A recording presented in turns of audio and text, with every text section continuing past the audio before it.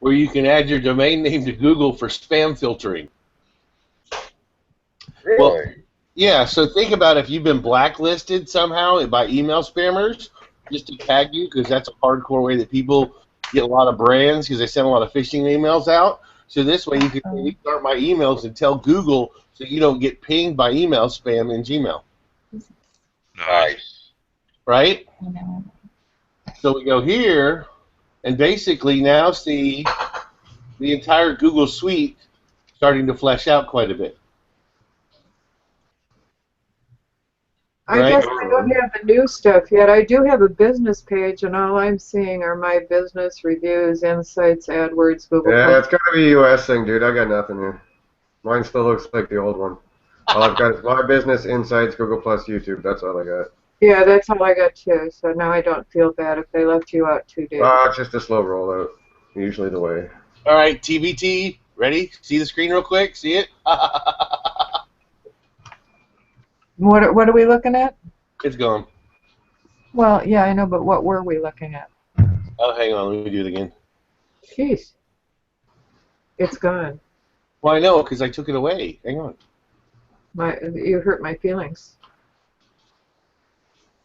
Are you wounded? No, we just lost Steve. He essentially just fucking took himself out of the chat. One button push too many. Yeah, I know. Hey, I just did myself a favor this morning and fired a client who was pissing me off, so I'm happy. Oh, now we lost Kristen too. Well, that's getting ugly. One door closes, another one opens. That's right. Ah, boy.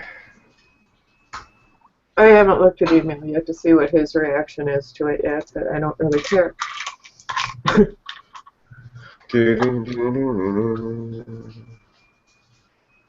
Anyways, yeah, I don't know. I don't have any of those pretty things. I still got the old one. I don't know. You have this like. I like you better without the blonde. Oh well, too late for that now, isn't it? Well, I guess, unless you don't maintain it. I used to bleach my hair when I was in high school, and then I decided not to, and I let it go. Oh yeah, I had my fingernails and shit painted the same day. Blonde moment. Yeah, well, it's what happens when you have a few too many drinks and 11 o'clock at night the girls are messing around and well that was. I haven't had any drinks, dude. I'm like drinking. No, we were talking. She was talking about the hair while you were gone, and I was just relating the fact that I got hijacked. Shout out to Epic Blayweiss. Epic dinner. Yeah. All right. Cool. Good. Epic Blayweiss. Yeah. Epic Blayweiss. Yes. Epic Alan Blayweiss. Yeah. He's epic. Okay. Where was I? I haven't talked to Alan in a while. That's for sure. You're still in Canada, aren't you? I'm kidding. It was a rhetorical question. Where was I? He's on Facebook most of the time. Yep. Okay. I hope I don't have follow my face set on this camera. That drives me nuts. No, good, I don't. Here we go.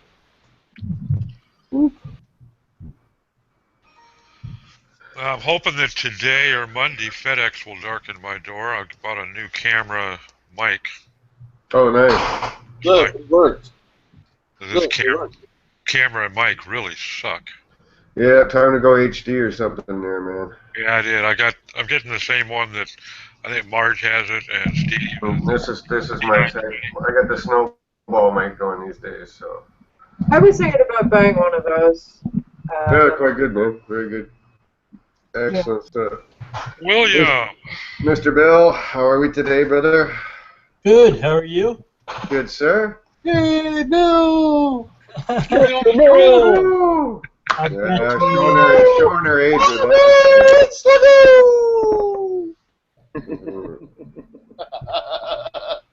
How's life in Carlsbad?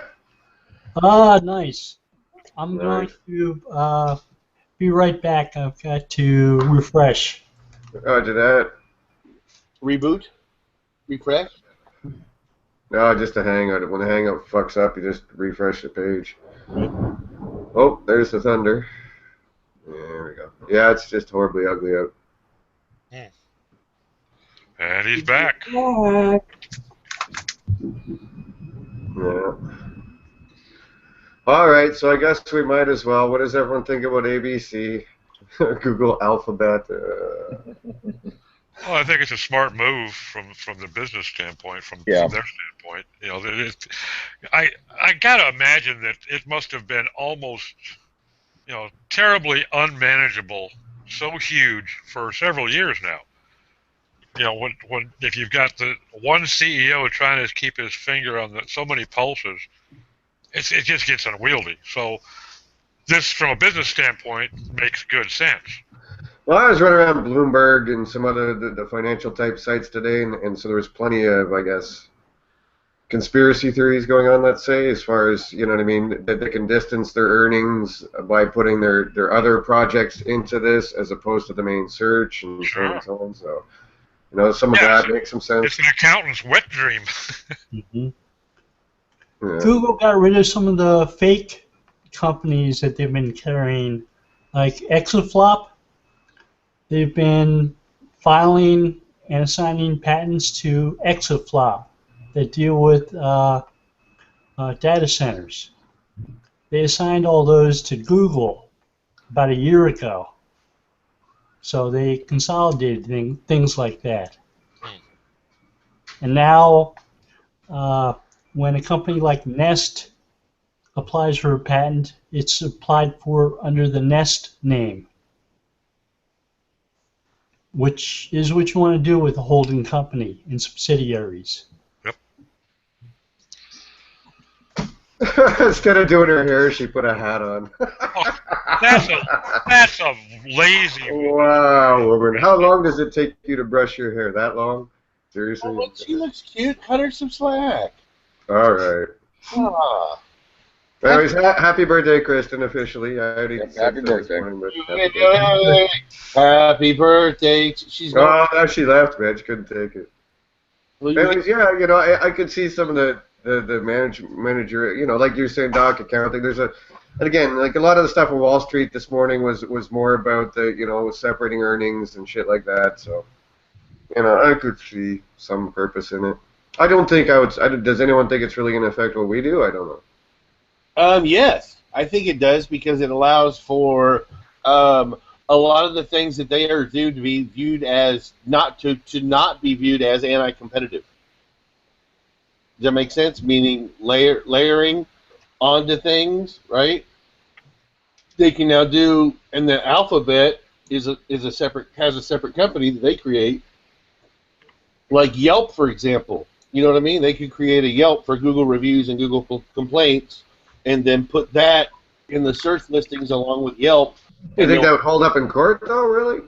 Well, but the other part, at this point, they don't even have to list Yelp, and not to mention the fact that Yelp is the whole big blackmail thing that they got going on. I don't know if I'm saying that and that's legally liable, but just the fact that, here, we're going to put up your content, and if you don't pay us, we're going to show competitors ad. I don't know that that's necessarily a nice thing to do. So I think that's kind of the thing, to where, you know, reviews all of a sudden disappeared, but those are part of Google Plus, which are part of local, which are part of mobile, which are part of reviews on mobile. So I don't think we're ever going to get away with Google not showing Google Map listings, and that's kind of what Yelp has thrown at them. And so this allows them to create things outside of Google itself that impact search.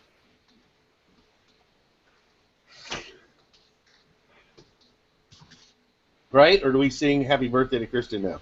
No. All right, we're back. Ready? All right, 1, 2, 3. Happy birthday to You know, none of us can sing, right? So. you. Happy birthday Dear Kristen, happy birthday to me. Did your mother call and sing it to you today? No, Mom? not yet. Moms are good. Yeah, I'm like, no, in the mornings, Mom, I'm hang-ups. And she understands.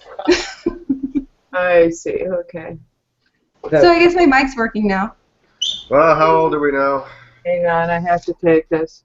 I'm a year past the age when doctors say you are a high-risk pregnancy. You were high risk like 5, 6, 7, 8, 10 years ago, honey. I've always been high risk. You're not yet, are you? No, what I meant though, Kristen, that you were at a high risk to get pregnant, but okay. I never had a problem. I got 6 of them. I No never had a kidding, 6 of them, man. Yeah, no kidding. I don't think that's a consideration. Right, Bill, do you think this is going to change anything? I don't know. I don't know. I think, Is it going to be harder? I guess it's going to be harder for you and I to find all the patents, though. Yeah. More homework required. no, there are only 10 patents assigned to the name Alphabet at the USPTO right now. What kind of patents are they? I didn't look at them. None of them were no. searched. None of them belong to Alphabet. Yeah, they're more technology stuff and so forth, right? Yeah, that company hasn't been formed yet. They're planning on forming it, but they haven't started assigning anything to it yet. Oh. But the stocks have like gone up, right? Yeah, and the financial statement that Google issued said all the stock that's in Google's name is now in the name of Alphabet, and no additional taxes will be charged on anybody holding the new stocks based on changes in value as it fluctuates.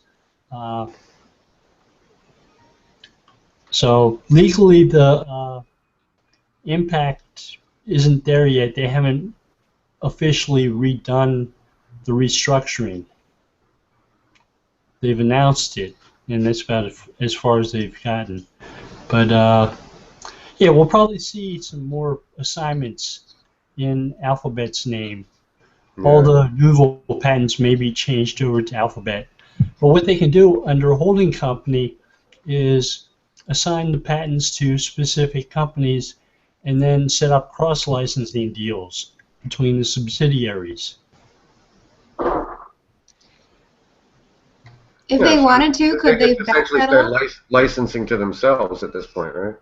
Right. Yeah. Sorry, go ahead, Kristen. I was just asking if they wanted to at this point, could they backpedal? No, I think that would be a clusterfuck. You know what I mean? That would cause them a ton of grief if they tried that. So it would be essentially admitting failure.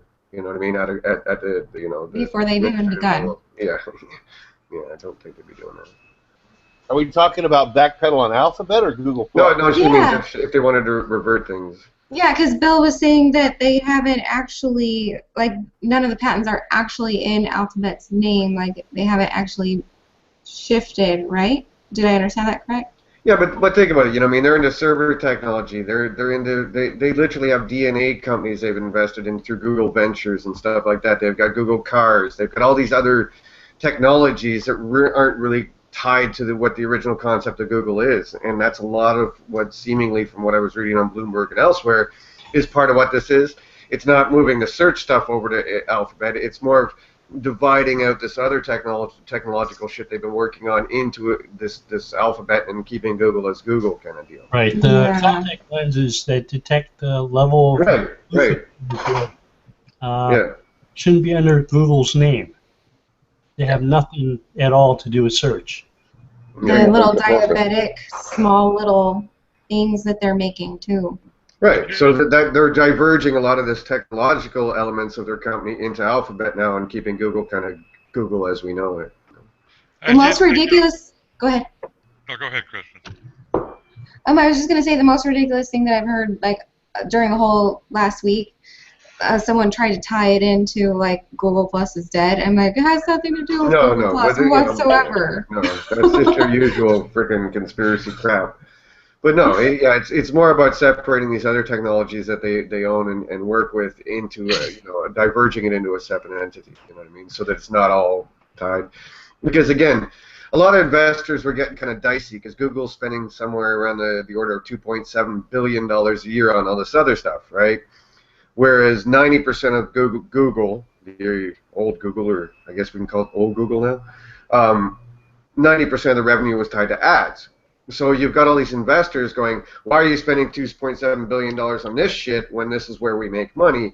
And it was, it was making investors and other people kind of nervous. So when you diverge this out, financially speaking, at least stock-wise and everything else, and financial statement-wise, at least they're hoping to make it less. And they got a new CEO recently, didn't they, Bill? Yes, Sundar Pichai. Right, that's right, yeah. And so that also allows him now to focus on Google and its actual projects and revenues, as opposed to, like Doc said earlier, when you're the CEO of Google, you're dealing with all this other crap where you may not be an expert in, or you may not be, particularly qualified to be dealing with, like Google Car and Google all this other shit, right? So it allows even him on a corporate structure level, allows him to focus on the core elements of Google, and now some other guy will be the CEO of. Who is there official CEO of? It's one of the boys, isn't it? Of Alphabet. Larry's the CEO of Alphabet, and right. Sergey is the president. Right. Okay. So yeah, it's that kind of deal, and it'll help them. I guess they're hoping in Wall Street and whatnot. So.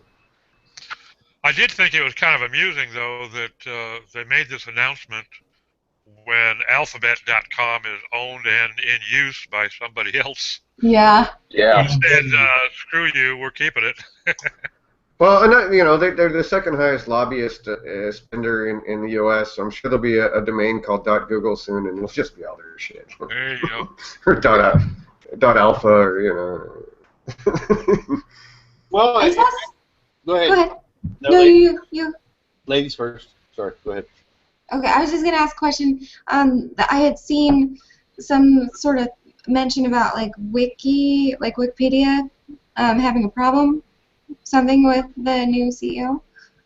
And I didn't read the article. I was just wondering if any of you guys had read that and if you knew what was behind it. You talking about the dude from WikiLeaks getting arrested for rape? No, I don't No, think so. Wikipedia. No, she's talking about debate Sundar. over the facts behind Sundar Pichai. Yeah. Well, I did a bunch of research on him, and he's been actually a connection of mine on Google for a while. I didn't even know who he was, but he did a bunch of mobile, did a bunch of Android. He's actually worked with most of the Google search project products already. So if anybody's kind of focused on search, hyper focused, that's kind of what all the things that he's done through Google, mobile, Android, and as you go into went through Chrome and Android. Exactly. Yeah. So I mean, he's perfectly fit to them kind of say, okay, handle search, handle the software part of it, and we're going to go build extra stuff and do what cars or whatever, healthcare. And again, that even makes sense. You know what I mean? That send Wi-Fi to Africa. Yay. Yeah, exactly. Or contact lenses that detect your sugar levels. I mean, they got a very diverse portfolio. And it makes sense to do it that way, really, at the end of the day, I guess, And I don't see the whole tinfoil hat shit behind this. I think that still makes more sense because, again, this isn't Eric Schmidt out spewing crap and making them look like idiots. You've got someone now that's the CEO. He's in charge of search. He knows the core products, and that's all he has to deal with. And the rest of this crap goes under Alphabet. And I think that's just a smart move. I don't know. Well, and the other part is that from a stock perspective, we have Goog and Google. Two different types of class of stock, but now we're going to have Alphabet stock. And is that Google stock going to be converted to Alphabet stock? That's what I thought. That's what the financial statement they issued says. Yeah, I know, but that's because real. Now, is it a stock split, or are they just going to move them over? Well, that's the thing. Like they say to move over. Yeah, Goog, G-O-O-G is the common stock, and that's like X. And then Goog, G-O-O-L, is you got 7 shares of that stock for every stock of the Goog stock you own when they issued that stock. Does that make sense? No. No? Okay. just I can't. Anyways, trust me on this one, okay? But they did that, and so now at this point, you own 2 different types of stock within Google, And so then Alphabet stock, is it going to be a different thing, and is it going to be the same value as Google, the Class A, and Google, or was it Google Class C and Google, the Class A stock? Well, they did say in their release that there was going to be no degradation whatsoever in value of the stock, but it would be converting over to Alphabet. So that would, until we see the articles, you can't really say for sure, but it would make you assume that they're going to have similar levels of stock in Alphabet, and everything Google automatically transmits over. Or do they convert G-O-O-G, into Alphabet and leave Google alone as Google, the search engine? As long as it doesn't affect the dollar value at the point of conversion, and they did say that at the point of conversion. So, they could do that now, and if 3 months from now Alphabet has dropped down but Google hasn't, then you would be impacted. But they're not promising to protect you forever. They're just saying at the conversion point. So, well, but the other thing is, the article, it's hard to say, Yeah, let's say let's just pretend.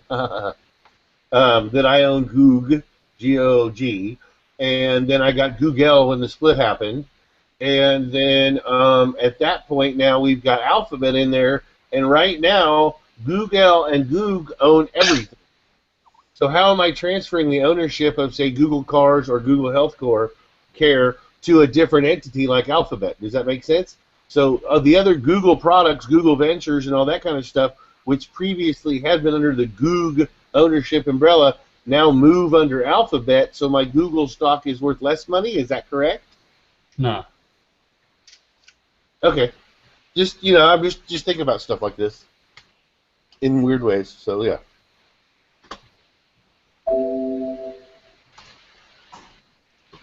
Crickets. Someone trying to do the math? Oh, wait. Let's go back to what we were saying earlier. Because my question from earlier. Okay, so now .xyz has come up, right? So now what happens to all these, I don't know, do I want to call them junk TLDs? You know what I mean? What are now .com, .net, .org, are they not, .gov, are they not going to be the big dogs anymore? .xyz will be? And how do you factor in PageRank? I know this is a joke. How do you factor in PageRank for .xyz domain versus a .com domain? I know it's a joke. I was gonna say, really? Do we have to? We gotta explain. We gotta explain this one after all these years, there, Steve. Come on, man. I know, but someone's gonna write a blog on this. Watch.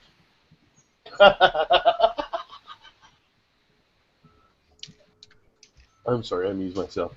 What was the other thing? Local updates, mobile updates. What about mobile? How does mobile search? Are there two different indexes? Why don't we just create a mobile page that's quick, lean, has the information the mobile user wants, and then we got a website for everybody else? I have no idea if there's, to be honest, Bill, do you think there's two different indexes? I guess, as far as processing goes, I tend to lead in that direction. I don't know. Bill couldn't take it. He left. I know there is for sure. I know there's two separate indexes. Yeah, I would think processing-wise, it would make a ton of sense. So. Oh, totally, yeah. But the thing is at this point, I think the part is... Dr. Strangelove, really? Okay. I think the future is how do we implement that, and is television the new mobile? Television? What is that? Sorry, but I wasn't trying to avoid that question. Yeah, whatever, buddy. Do I think this? No, it's doing that. We're just debating the concept of separate processing, in servers and whatnot, which people call indexes for mobile over web. Xbox, watch CNN. I don't know. Wait. Xbox, Bing, Friday SEO Chat. Okay, that has nothing to do with whether or not they're two different servers. No. At one point, I'd say there probably was two separate indexes when Google was doing the WAP stuff for mobile, where they were doing the transcribing of web pages to put them in a mobile format. I don't think they're doing that anymore. Right. Since the world of responsive design, it makes a bit of a bitch to do a handoff like that. Is that what you're thinking? That's what I'm thinking, yeah. Yeah. Well, Makes sense. they did say initially that there was going to be two separate indexes, though, and that just always seemed very, very difficult to. Yeah, but back then we had .mobies as opposed to responsive design, right? You know what I'm saying? Like, so there was a different world back then. You know, now the whole Mobi thing shit itself and went away. Now you've still got to crawl that site in from different user agents. Again, if it's a responsive design, it's responding to the user agent. David, are you sure? Because it seems like more recently they were saying that Mobi or mobile sites would have a different search engine or a different search. Yeah, I've not read that, so I couldn't tell you. Yeah, I recall them saying there was going to be a separate index. There's two different indexes. Trust me. I'm just telling you this for a fact. There's two different indexes right now between mobile and regular.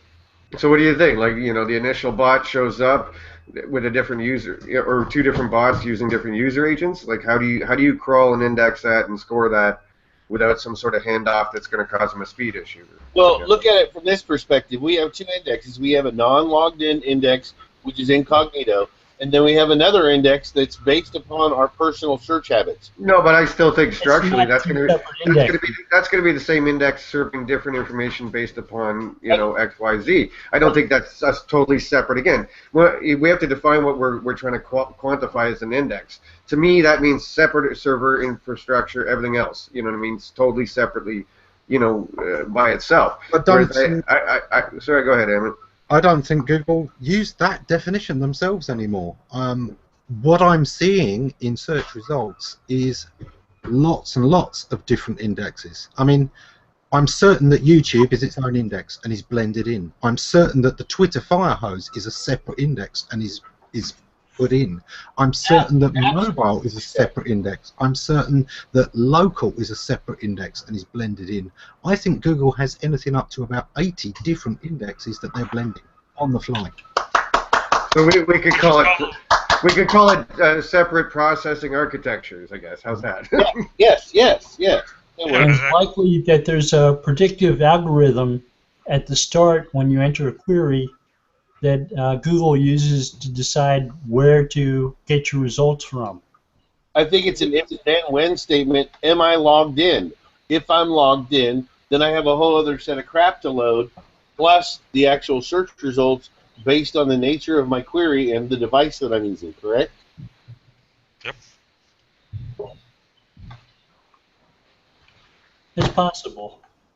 I do think it creates some management issues for them, but like Ammon says, I think they've their definition of index is probably different from what ours was 5-10 years ago, but certainly it makes sense that they would in some fashion separate those indices.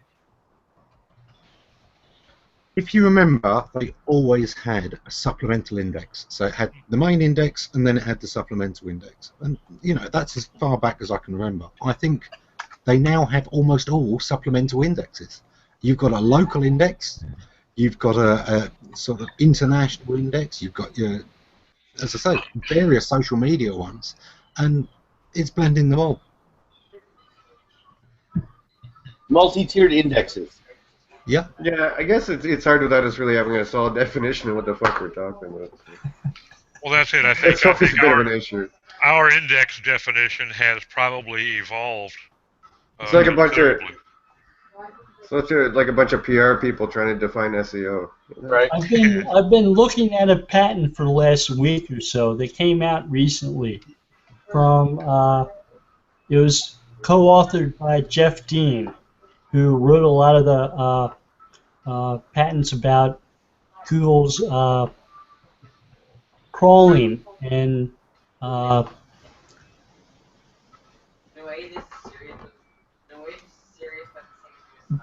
he's talked about how the inverted indexes that we learned and love and know really well function, and how anchor text works to pass along relevance and things like that.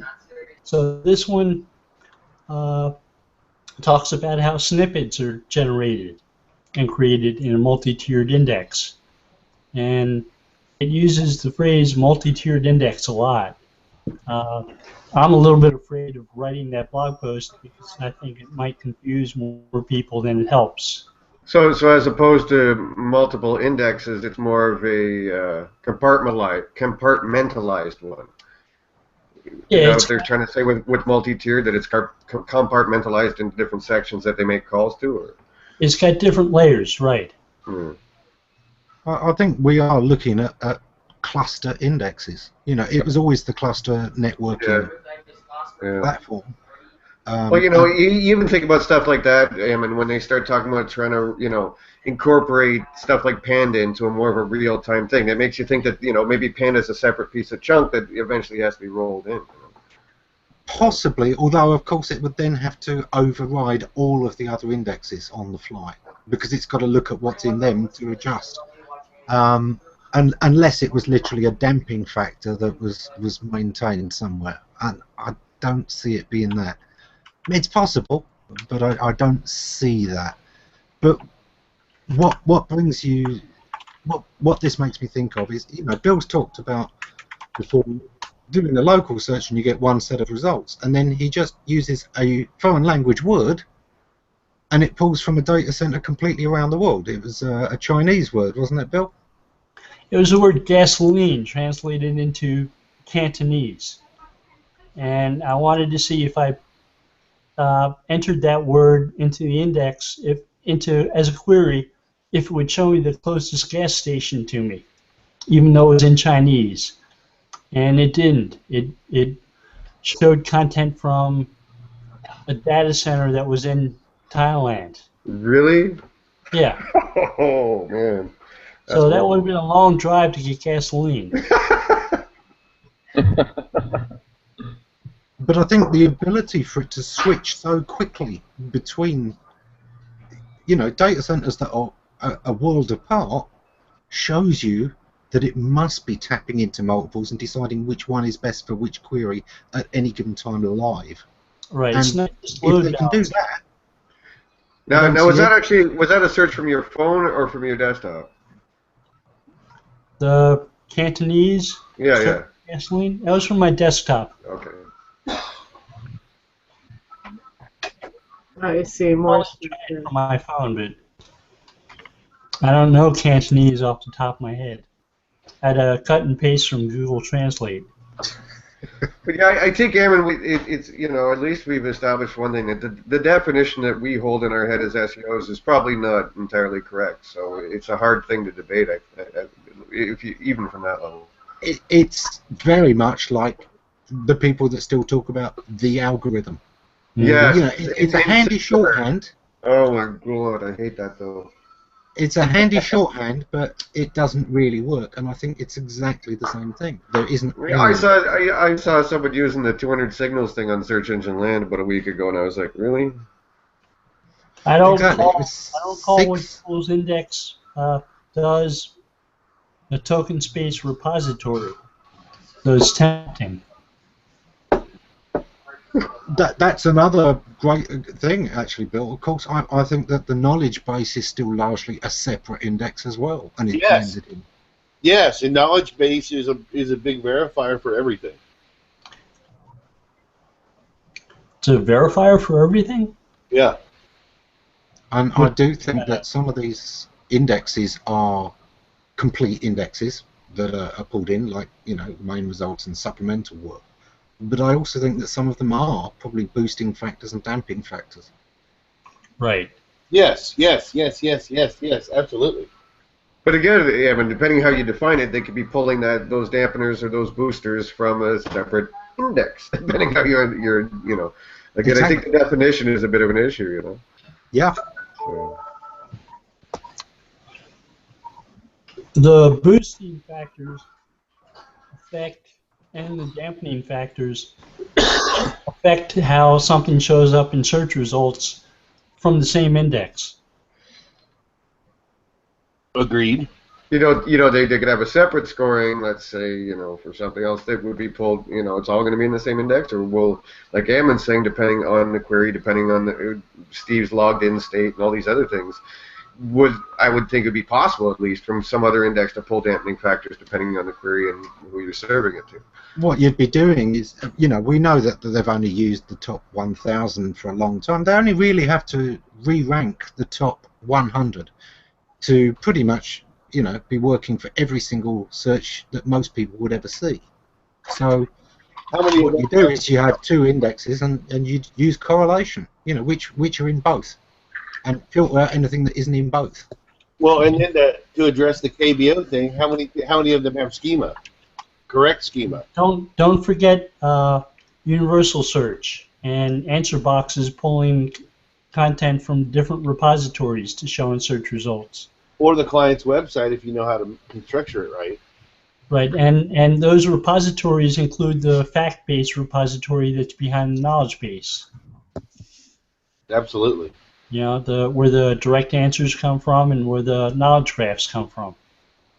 See, that's the real reason we don't see Matt Cutts anymore. Is he ran out of things to say because they finally made the indexes so completely unfathomable.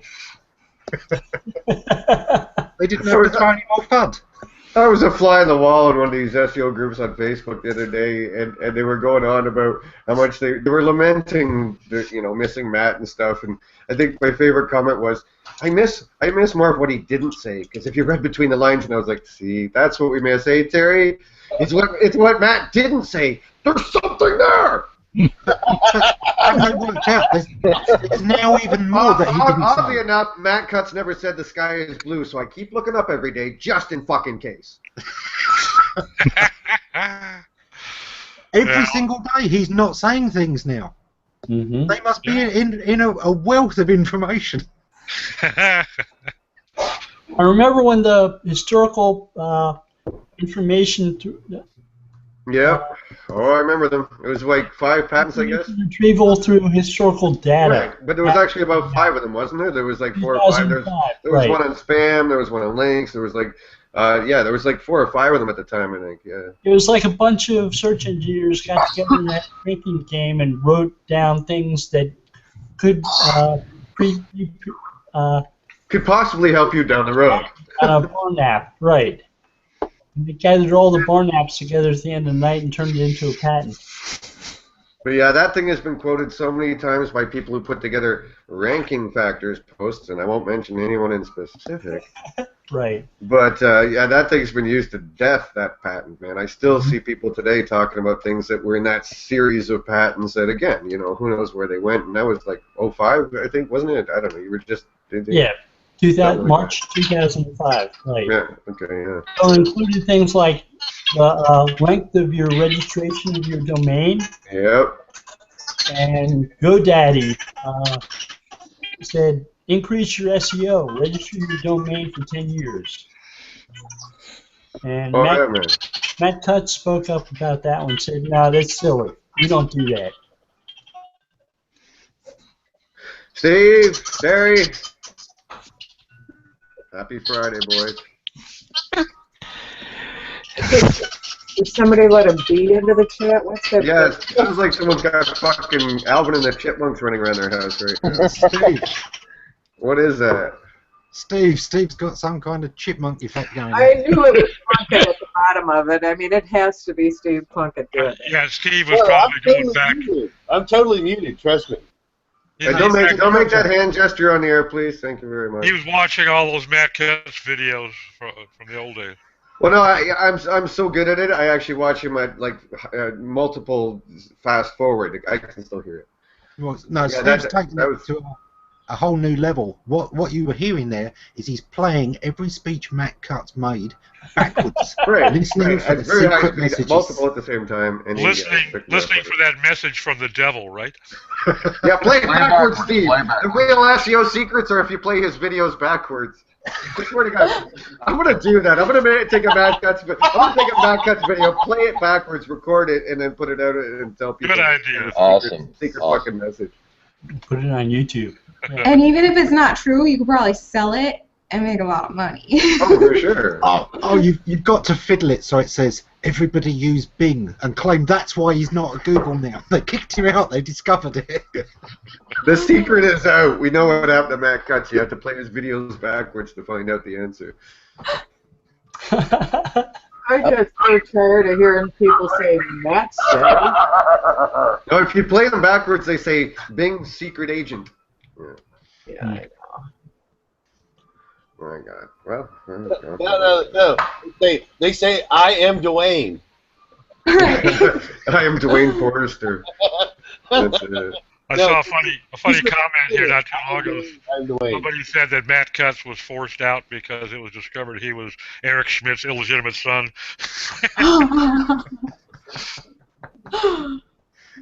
The George C. Thought thing was priceless after that. I think the whole of that logic is that he's far too smart. Genetically, I just couldn't see it happening with Eric. No. Oh, be nice. Eric is cool. Yeah, but he was fodder for our show for years because he would say something stupid each and every week, man. You know, hey Steve, for at least a couple of months there, we had like a Eric Schmidt, stupid things Eric Schmidt says kind of segment on the show. Oh, see, Steve, you still got chipmunks. We can't hear you, man. You're gonna have to rejoin. I think it's just. Yeah, might have to refresh. Just refresh the page, man. Hey guys, I've got to go. I've got to hang out. Somebody's going to interview me, and hopefully I'll get the answers right. Oh, Bill, tell the truth. You got a hairdresser's appointment. Yeah, I'm gonna interesting questions. I'm gonna take the group interview format that we see on blogs all the time, and I'm gonna do it in Hangout form, which means essentially I'm gonna invite 20 people in here and ask a question, 10 questions, and you all get 12 seconds to answer it, and that'll be it. Can you even have 20 people with Enterprise? Oh no, it's just anytime you do these group interview things, it's literally it's retarded because you know they always ask you, could you keep it to like a paragraph or so, and then they ask you something that you could sit here talking about all day, and now you got 5 of these questions to answer. It's like, are you serious? Yeah. Really? Our ADHD world. Great. I'll see y'all later. Bye. Bye. Take it easy. Terry, it's like that one you and I did a while back that you sent me, you got me involved in. You know, each of those questions you could literally spend an hour on, you know what I mean? It was like, what was the fucking point? And then they ask like 15 different fucking people. And you end up with a post that's 10 miles long that no one's ever going to get through of people answering the same question. And funny enough, because Terry and I are fucking like twin brothers, Terry's answer is always kind of the same as mine. So there's really no point in having both of us there, you know. Because you read my answers, Terry, and you said, yeah, that's pretty much what I said. And I was like, well, what is the fucking point of that? Oh, I know, to get eyes on your blog. I get it. Yeah, that was for a buddy of mine, and there's only 4 people participating. Yeah, I was exaggerating, but okay. At the end of the day, you could literally make a blog post out of each person. You know what I mean? Probably 4. Yeah, that's what I'm saying. Like, I could ask you the same 5 questions and still come up with a couple thousand words easy, and that's you taking it easy. I could do the same with Ammon or Bill or whoever. You know what I mean? We did this experiment several decades ago, where we all posted the same blog post. Remember that? No. Not me. 5 questions. We all posted on each other's blogs and stuff. No. Invaded by Martians. Who did it?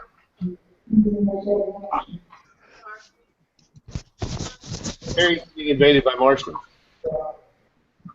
Oh, Brad Marchand? Yeah. What was his name? Don't know. Ask the Black Knight over there. He looks like he's busy fucking sending nukes down on the world, apparently. Terry, did you see this?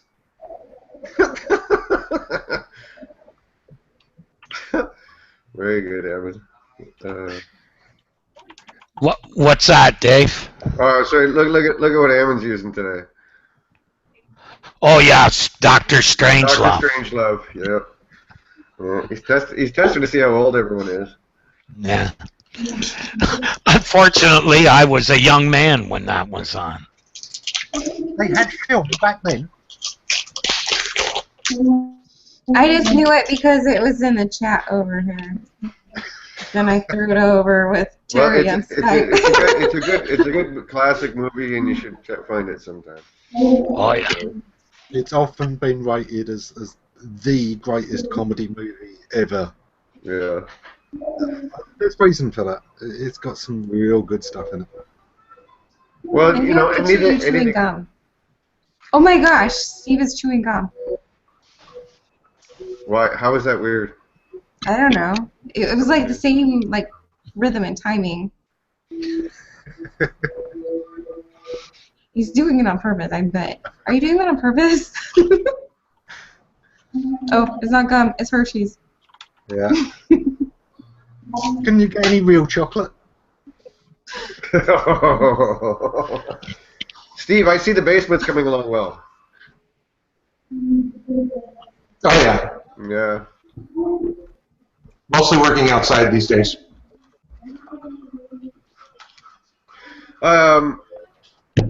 James, you were asking me on the side here about that whole display none thing. Essentially, you know, like a shopping cart, a lot of times you can have those boxes with the little tabs, right? And sometimes people will put the descriptions in there.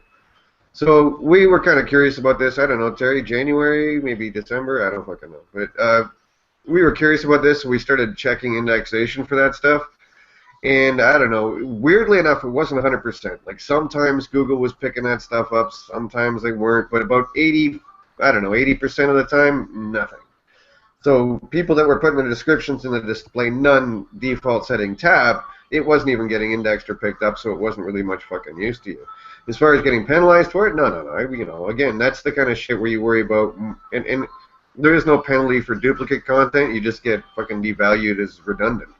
You know what I mean? Anytime I've heard this duplicate content penalty, I think the only time that plays into anything is if you're like scraping your entire site scraped from somewhere. You know. I've seen the originator get outranked. It happens if you. Yeah, but that's attribution. That's attribution. Like that's a totally different animal. You know what I mean? It's still not a penalty. It just means someone else got attribution. You know. Exactly, and this is it. Google doesn't need the same information over and over again, so it just tries to find the most authoritative and then strip out the duplicates. And it's not a penalty. It doesn't affect your indexing. It doesn't affect your page rank. It doesn't affect that you're in the index. It's only at the display level. Yeah. So you give you an idea, James, on what he's talking about. I talked to Matt, like, I don't know, Terry, last couple of years ago at least, where we talked to him about the attribution shit. Yeah, at least that long. Yeah. Anyway, so back at that time, you know, I was I had someone who came to me and said, "Can we, you know, use your RSS whenever you publish something?" I think it was Web Pro World or somewhere like that. I don't fucking know. Anyways, they wanted to grab my RSS and publish it. Well, the issue I'd seen with clients using Facebook and other places, or Huffington Post with one client, where they would syndicate content. Yeah. I went to Matt and I said, "Well, what the fuck are you supposed to do about it?" And he says, "Well, you know, can you delay your RSS?" I said, "I don't know. You guys own FeedBurner. Can I? No!" Anyways, so, you know, his advice at the time was to try and delay any kind of syndication.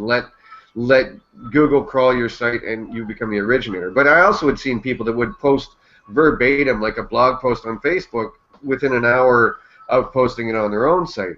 Again, I don't even know if crawl priority, meaning that you're crawled first, plays into it. Because at the time, Matt was pretty much saying that to me and Terry, that, yeah, we're not real good at that, essentially, that, you know, just because we crawl yours first and crawl his second doesn't mean we can sort that shit out too well. So, you know, I don't know where they're at this point, if they've gotten any better at it.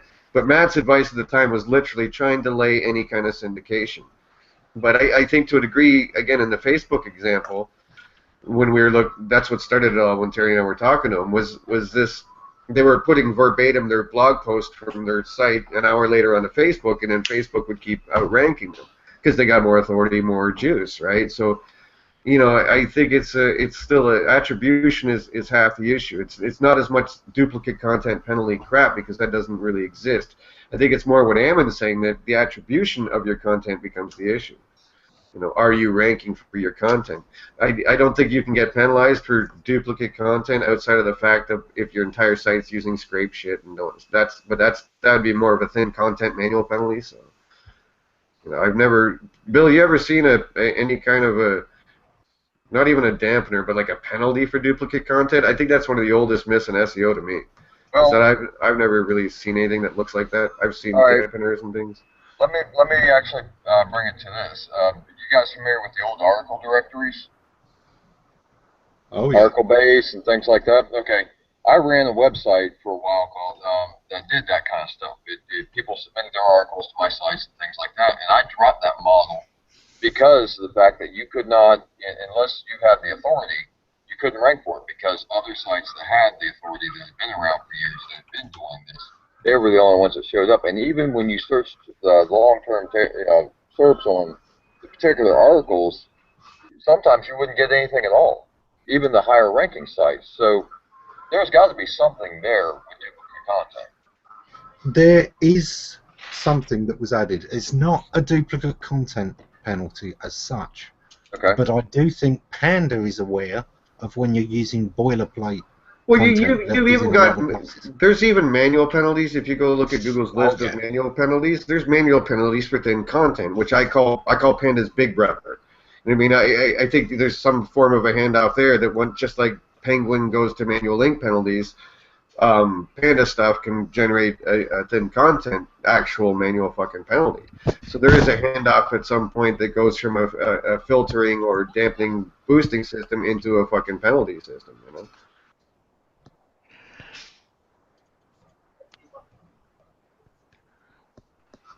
All right, so there you go. We killed it. Hey, there are filters all the time, and they're usually at a keyword. Well, let's put it that way. They're at a page level. They're at a page level focus on a keyword specific basis, meaning the page that's been filtered can show up for other keywords, but won't show up for this keyword phrase. And if it's repetitive, the domain won't show up for particular keyword phrases at all. And that's without any warning in Webmaster Tools. And some sections of sites might be filtered on a query level. Yeah, agreed. Like the directory structure. Totally. Same exact thing I'm talking about. Yeah. So it isn't necessarily because if they don't pull up and the client, and I've had this happen, the client comes up to you, we won't pull up for this anymore. Oh, did you do some link building? Well, not that we know of. Then you go in, all of a sudden now you've got an 800 domain link disavow file. Why? Because they all have the same thing as anchor text. Well, guess what that anchor text is? It's the thing you've been banned on. Well, you broke the rules. The problem is it's your brand name and all your product names. So we got a problem. How do we undo that? Link avow, disavow, clean up the website, get in Webmaster Tools, make sure your page speed score is in the yellow instead of the red, green if possible on everything, and just do every single thing that Google does in Webmaster Tools, and just maintain your links and errors. But yeah, that happens like once a quarter minimum, and it could be sometimes 2 and 3 clients a quarter, the same exact instance. I've never seen yet that happen to somebody for their brand. Except, of course, I have seen it on exact match domains, but even then, it's usually, you know, the phrase with spaces, not the exact match that is banned. Yeah, exactly.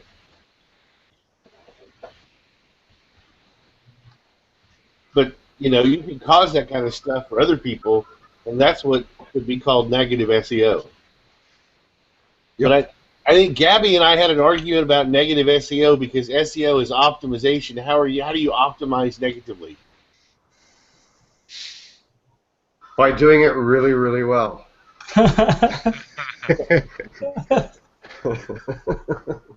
Well, are you optimizing or are you downgrading? Anyways, yeah, you know, the whole negative SEO thing, I'm sure, you know, again, we're not really fans of talking about it. We never did on the show too much as far as legitimizing it, because I don't want anyone, you know, behind the scenes in the green room, I don't mind talking about that kind of stuff, but publicly I'm not a big fan because it's not something, I just don't want to put light on it, you know what I mean? I've got plenty of stories of things and But I don't want to shine a light on that. So since this isn't telling anybody how to do it, to answer Steve's question there, it's SEO because you're optimizing the demerit. You don't want it to be just a little bit bad. You're trying to make it as bad as efficiently as possible. That's right. If you're gonna do something, do it right. So if you're gonna fuck with someone, do it right. Yeah. Well, I agree with you, Ammon, because I was thinking, well, I'm optimizing the query retrieval system to where it shows favorable results for my client based on people doing spammy stuff. Yeah. So would you like to call it de-optimization? No, that's outsourcing it to India. You just have to get into a dichotomous kind of way of thinking, right? Exactly, yes. Perfect. Well, it's like our other problem earlier. Definitions become the issue in these kind of conversations. But, yeah, it's an issue, and I don't know how good Google is at that still these days. I'm going to say not very, but,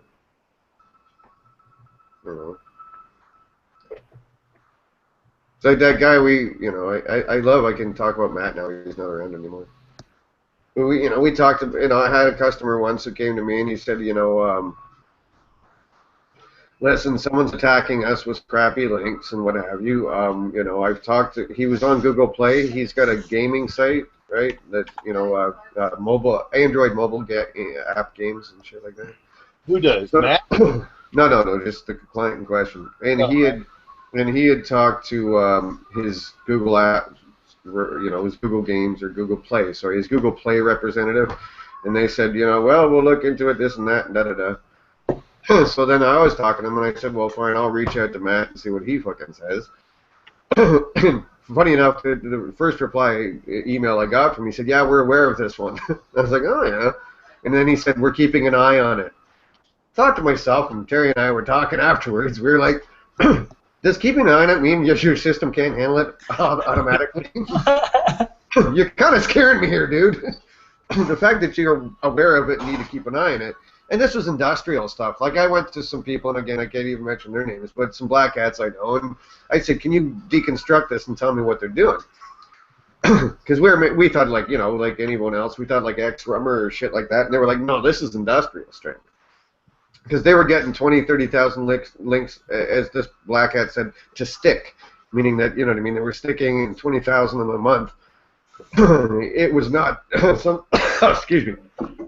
They told me I had a program in question. They said this person would need multiple instances of the program running to get that many to stick each month. So it was a definite serious attack. It wasn't a grade school fucking shit. This was some serious industrial strength and negative SEO. So. And that's always worried me, the whole stick phrase, because you've kind of already you've admitted in your mind that where you're up to now is throwing enough shit at the wall and seeing how much will stick. Right. If you've got a 30% stick rate of people not deleting links or unmanaged blogs or unmanaged forums or whatever, wherever you're creating your crap. Even if you've got that 30% stick rate, it's just about ramping it up with your, like this person told me, instances of this program running at all fucking times, right? So, yeah. Yeah, they, to them, they were like, really, 20,000 a month? That's pretty good. Again, this person had a natural link profile in the order of about 1.5 mil. So it's not a small site. It's not these people were doing serious traffic and serious money. But even at that, like 120,000 links that showed up in 6 months that were causing grief, which was funny. As a forensic guy, most clients wouldn't even notice that till it was too late. Whereas this guy had already noticed it, talked to his Google Play person who had managed to pass it up to this web spam team, and they were keeping an eye on it. So it makes you think. Like, if you're not aware of your link profile and keeping an eye on it, and this shit gets out of control, you've got to go through a entirely different process. You've got to be on top of it and talk to whatever Google representatives you can get your hands on when it starts to happen. Because I think to a degree they don't mind it either, because it becomes a case study for them that they can start to work their algorithms against. You know what I mean? Like, people complain a lot, but you got to automate a lot of shit when you're Google. So if you don't actually try and talk to someone at Google, reach out to someone at Google when you're having a serious situation like this developing, how are they supposed to know? They need situations like this to use as a case study to work on, in a test environment. So. Wait a minute. You mean people actually talk to Google on these things? Not enough of them, apparently, which is fine by me because I do forensic work. So I advise all you don't bother. Just call me when it's too late. Well, no, I just do it through spam reports or through the feedback forums that are provided, but there's not like there's a person I talk to. Yeah, I think you got a better chance, once again, trying to reach out to your rep. If you're spending on AdWords or if you know what I mean? I'm not sure the feedback forum is the place I would advise. If you have any kind of relationship with Google in the, partner network or fucking Google Play or wherever, I would go that route first, personally. Well, I mean, Matt, the only time when I actually physically met Matt was when he walked up to the PubCon and said, "Thank you, you're the person that reports the most spam on the planet." Really? Yeah. So was Jill Whalen pissed at you at the time? Who? Jill used to have that site, didn't she? What's it? She had a site for reporting spam and stuff. Jill did, yeah. Yeah, Jill Whalen, yeah. I thought I just used Google or Chrome extensions. Yeah, I met Matt in 06 over some really weird shit, and we just kind of talked ever since. So. Well, he does his job, and for what he did, I mean, the amount of people that would hassle him, I kind of felt sorry for the dude. Agreed.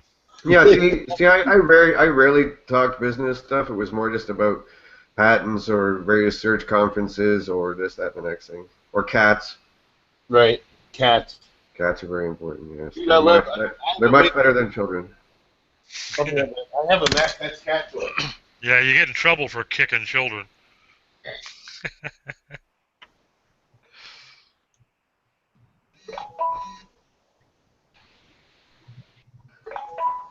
Anyways, so there you go. Yeah. Anyways, the display none thing, which you originally asked about there, dude. Yeah, it's more of an issue of getting indexed and for the words in various in your fucking in those tabs and like that. That's where you have to be concerned.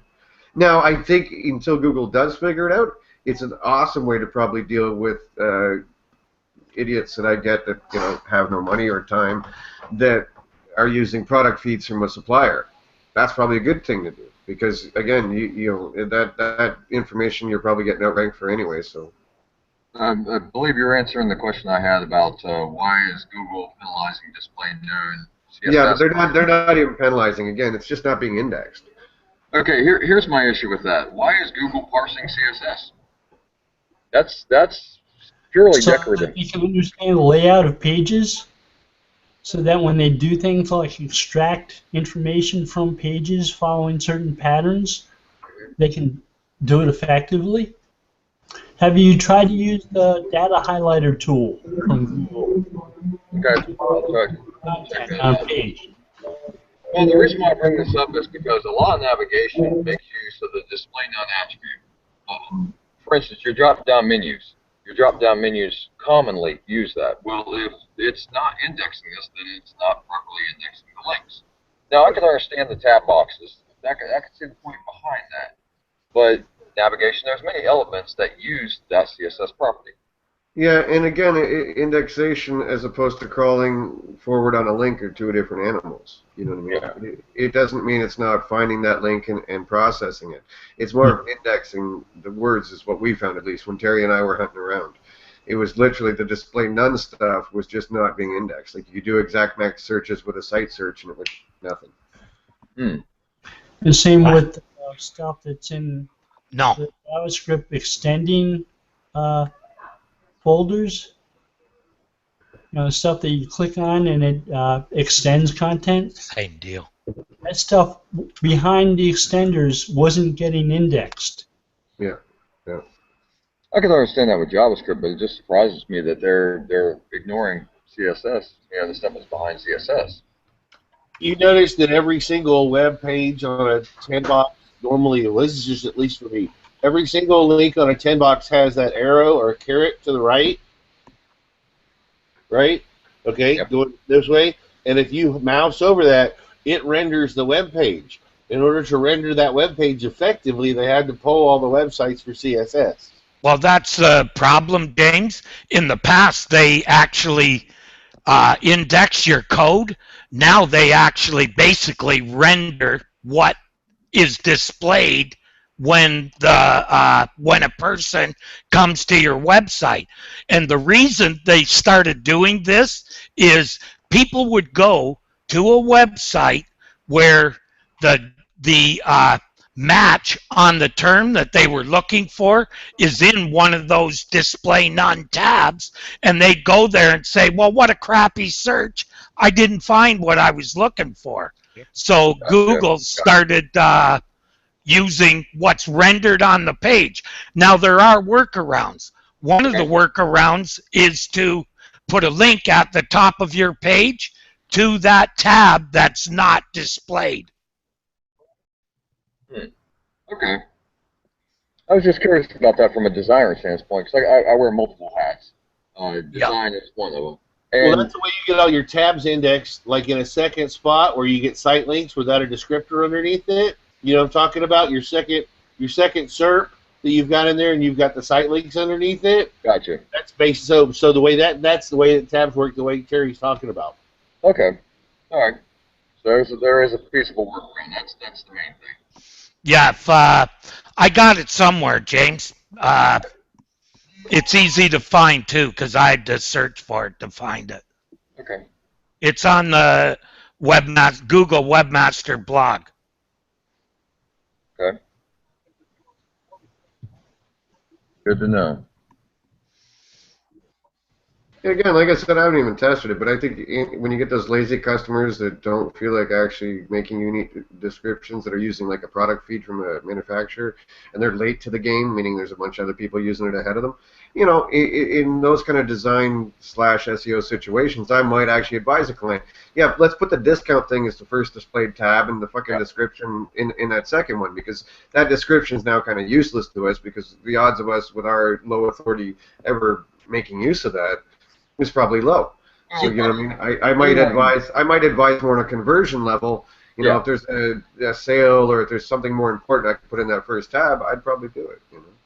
Yeah, of course. I mean, whenever you're developing, you should always put your best foot forward, your best content. But there's still relevant content. That it just kind of surprised me. That was a change that's been made in the last few years that I just became aware of. So I was surprised at that.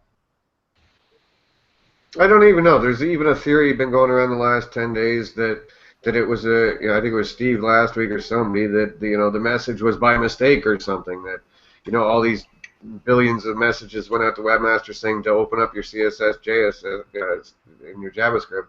That had to do with robot sent text.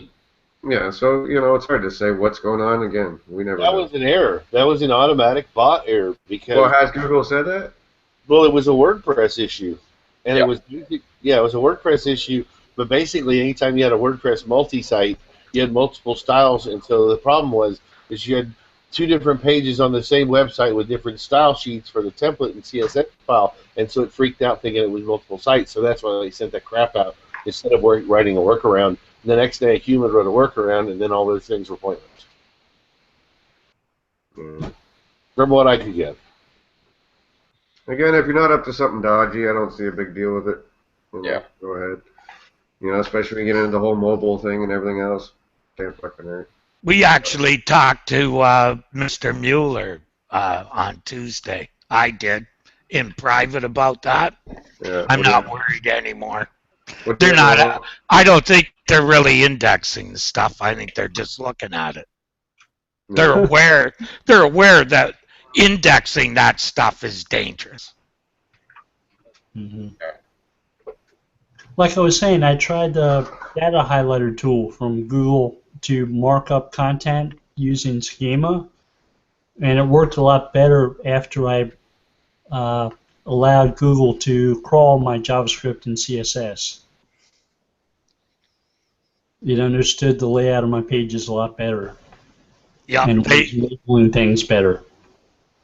Yeah, and it's also a lot clearer now. They mentioned in a post a while back, or just recently, that if you're on a third party, you don't have to worry about those people blocking, as in Google blocking its own resources.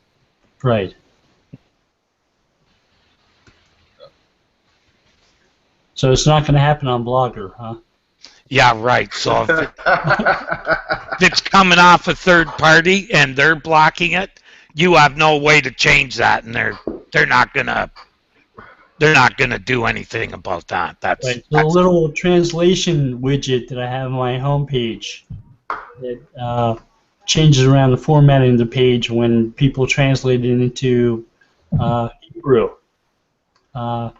isn't going to mess with my content being indexed. Nope. Shouldn't. Mm-hmm. Does it? Whoops, sorry. I didn't mean to cut you off. That's okay. What are you asking? I was going to ask you if those other languages get indexed as part of your site as well. No, they don't. You need to actually use drop-down to get them to work. And I have people contacting me, asking me if they can translate my site, pages from my site into other languages. So I know they can read it. And I don't mind people translating my content. It's nice when they ask first. Yeah, a lot nicer. Yeah. Yeah. Uh-huh. They actually asked for it. I haven't heard about that one. Yeah, me neither. Wow, where'd that come from? I'm published in 28 different languages. Of my own accord.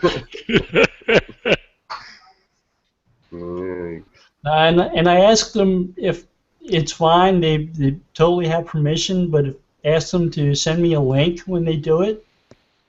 Uh-oh, you're going to get penalized. No, send me a link through email, not link to me. Oh, okay. So this way I can look at what they published. You know, it's kind of nice. No, hold on. Back when Terry and I were talking to Matt about this. Remember, Matt and Terry, the other part of the advice was to make sure they link back to you, the original source. So if I get penalized, I'm just publishing that fucking email. So. No, wait a minute, Matt said this.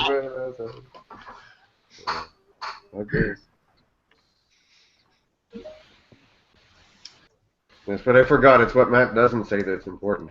There you go. Everybody, watch all these videos. Between the lines. Terry, yeah, you were here when we were talking about playing them backwards, weren't you? Yeah. Yeah. It's got to be done. I got to make that video. It needs to be done for sure. Yeah. All right, what's next? Next. See, nothing. Wow, slow week. Talk about Alphabet. We already did Alphabet. I'm just kidding. Hey, it's her birthday, so we got to do Alphabet again. No, we did. Yeah. Here, I'll do it for y'all. A, B, C, D, E, F, G. That's all you got, man. I, J, K, L, M, N, O, P. Wait, is the Canadian alphabet the same as the United States alphabet? No, of course not. What's the next part? You want to sing it? Because you guys, we have Z and there's Z, right? So. T, V, W, X, Y, and Z. And to be honest, Steve, the first letter, excuse me, Steve, the first letter is spelled E-H. A. A. A. Sorry about that, Very good. Good day, eh? Welcome to the Bob and I'd Dub. be happy to know that we've hung those two guys long ago. Is that where they went? Is that what happened? I just thought they overdosed. Yeah, no, we took them out to the town square and dealt with them proper, like, if you know what I mean. Tell you what. Okay. McKenzie? Yeah.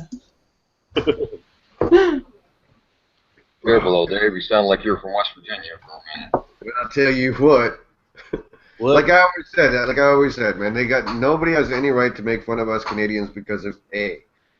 Because down in the States, I can watch the American news and I hear the word like and more times than I can fucking count. Well, I was going downtown. When they interview some guy off the street, he's like, I was going downtown, and there was this guy came up to me and he was like all fucked up, So, there's as far as I can tell, a lot of Americans have two of them. And if you listen to the Brits, right and yeah. or every fucking way, right? Oh, mate, They talk like this, right? And then they talk like that, yeah? Right? So they've got two words as well. So, you know, we've got two-letter word, EH. That's fine. Make fun of us if you want, because we're too nice to fucking hit you in the face.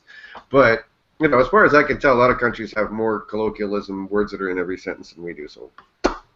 Fair enough. Just for y'all. I can't believe we didn't mention dude.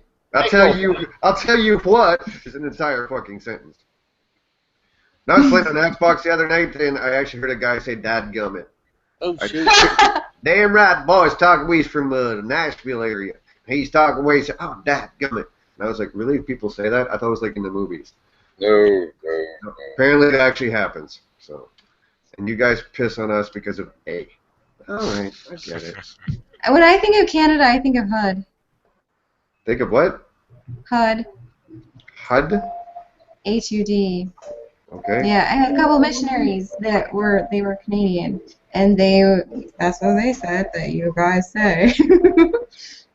Was that wrong? We're pretty good at. I've never heard it where I didn't. So they were feeding me a bunch of HUD. Canada is a lot like the States in the sense that there's different vernacular as you move west or east or et cetera, right? I mean, you go to the East Coast, they talk completely different, just like the southern states down there. So, you know, who knows? Don't you know? We're all pretty good at buddy, guy, and dude. There you go. Yeah, buddy, guy, and dude are very common up here. Hey, buddy, how's it going, guy? What's up, dude? And if you head over to the east, then you get the bay. Well, you get over to that side of the country, you know, they start talking like this, you know. But it's totally different when you start talking to them. It's like going down to the southern states with you boys, huh? You know what I mean? Yeah. I tell you what, You're Jamaican. That seems to be like an honest road there. Yeah, well, it's because they're Scottish and Irish that settled the eastern part of Canada, so that's why it sounds like that. Yeah. Well, and up around wait, girlfriend, girlfriend wants some Jamaican on her birthday, you know. Yeah, I'll put up a spliffy for you, girl, and I'll break it out, get me dreadlocks going, you know. Hey, man, don't be a bummy clad boy now. What a girl. You know, we are. I thought I'd been dropped on another planet.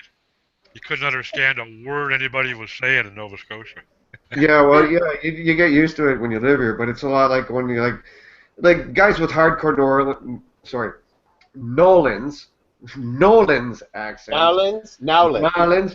Thank you. Nowlands. But yeah, you go down there and, you know, some of their accents are like that too, Doc. You know what I mean? But yeah, you go to the East Coast and it takes you a while to just adapt to it. I guarantee you try to fail. Well, that's Quebec. That's the next one over for me. No, that's that's Louisiana Coonass. There you go. That's from my perspective in Texas, dude. The real life, right? Same thing. I was chastised by a Nova Scotian years ago for teasing him about A, so I stopped doing that. And I was also read the Riot Act about the fact that the United States calls themselves America because Canada and Mexico are in North America too. Wow, that's kind of retarded. Well, no, he's actually a very bright young man, Colin. I don't care. Apparently, he's just got a bit of a weird opinion there. Well, it was his, and I took it. I think you care too much if that starts to bother you. Like that's. Well, he was weird that he tried to project all on you. Yeah, I'm not. You know, I'm pissed at America because we're part of it too. Like, no.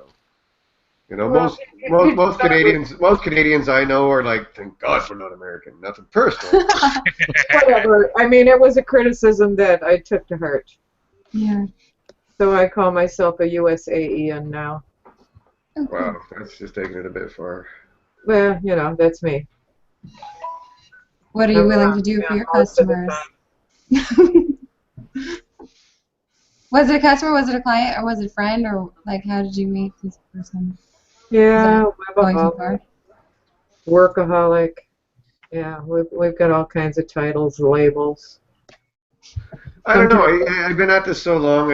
I'm actually falling back to just calling myself a marketer because I've even been dealing with clients offline shit and whatever. So you know, I think an internet marketer was a term for me at one point, but I think at this point, as a consultant, I'm holistically looking at a business from the website to the offline to this to that to the next thing. You know what I mean? Like, think about it anytime someone approaches you about, do you do SEO on a commission basis, meaning on a performance basis? I always have the same answer. Sure, let me control your pricing. Let me hire all the salespeople. Let me hire all the customer service people. Let me do all of that shit, and then I will fucking work on a performance basis. Because, that's retarded. I don't have control of, do you have the highest priced product on the internet for what you're selling? Well, I can't fucking help you with that. You need to find better suppliers. You need to find better ways to go about things. Do you have shitty salespeople? That's not going to help. Do you have shitty customer service people? That's not going to help. So what they do offline, to me, these days is as important as what they do online, meaning that distinction is blurry for me now. I don't really see offline marketing and online marketing. It's just marketing at this point, Remember the guy who had the furniture site, and he thought online prices should be more. Hey, dude, I remember you did the research. You were doing research on his stuff, and you were telling me that basically everything he sold, someone had cheaper. And then he's blaming us for not fucking making money. It's like, well, no, dude. You got to source your product better. Marketing is marketing, and the internet is just a channel. And people have rejected that, but it's true. I've always said that one of the best link building tools you have is customer service. Meaning have that number where people can call and you can resolve problems. How many times have you seen it on Twitter? Great customer service from so-and-so or Facebook or where the fuck ever. Customer service is link building in its own sense because that's natural. All you had to do was hire someone that knew how to take care of the customer, have the infrastructure there to deal with the problem, and the next thing you know, you got a fucking link. Duh.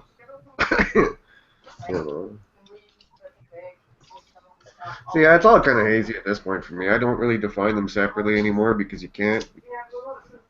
Terry and I have been through that so many fucking times. It wasn't funny, man. It's like, how do you, you can have a pretty website and try and optimize for whatever terms you want, but if the rest of your business is a mess, you're fucked.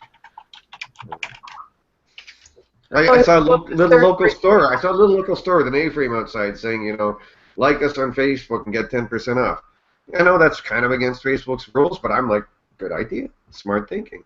Yeah, you see it all the time. Yeah, well, this was like 3 or 4 years ago, like when that kind of stuff wasn't as ubiquitous or out there or whatever. Yeah. But you're absolutely right. The point is, if you are providing enough value, people will reciprocate with links and recommendations. It still boils down to word of mouth. It's just a different channel.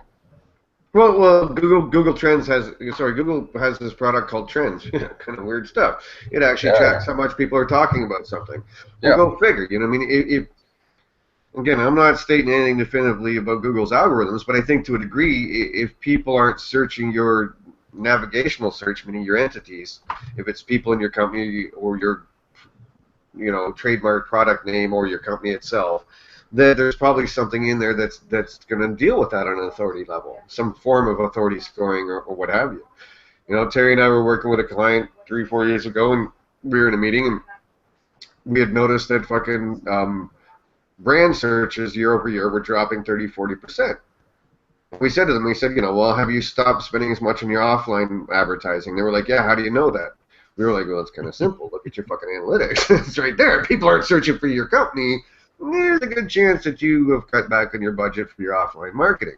And you think that somehow that's not going to affect the greater scheme of things, not only just the offline marketing, but the fact that Google's noticing this with that weird thing they have called Google Trends, and you think that's like the 5th grader version. They've probably got a much bigger, more robust one. So